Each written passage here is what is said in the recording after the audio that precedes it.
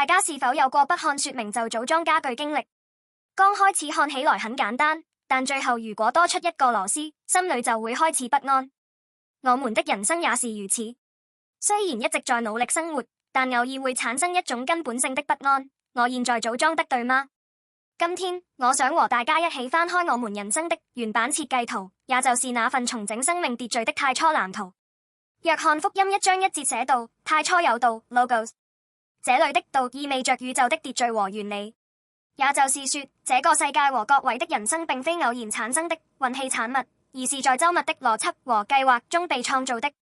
我們常常看着世俗的標準、年薪、成績、財產這份山寨說明書來試圖組裝人生，然而不安和恐懼卻隨之而來。為什麼呢？因為我們沒有看原版設計圖。人生也有真正的原版。生命在創造我們的那位裡面，這生命就是人的光。4、5節，那位就是耶穌基督。世界很黑暗，對於不知自己是誰，要去往何處而彷徨的我們，耶穌照亮光芒並對我們說：我就是你人生的原版。耶穌為何來到這世上？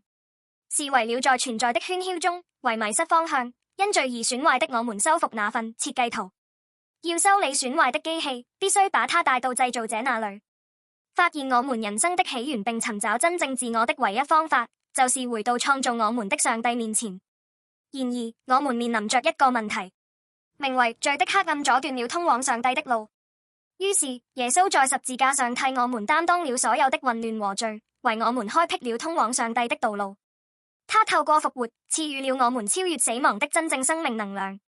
親愛的各位，現在請從世俗低語的假說明書，你必須賺這麼多錢，你必須擁有這樣的獎項的喧囂中擺脫出來吧。當你來到設計你的那位人生的道 Logos 耶穌面前時，你才會獲得存在的確信。我正是為此而生的。今天，請接受那生命的真光。當你將人生交託給創造你的耶穌時，人生的所有碎片才會開始歸位。祝福各位在耶穌基督裡發現自己人生的原版。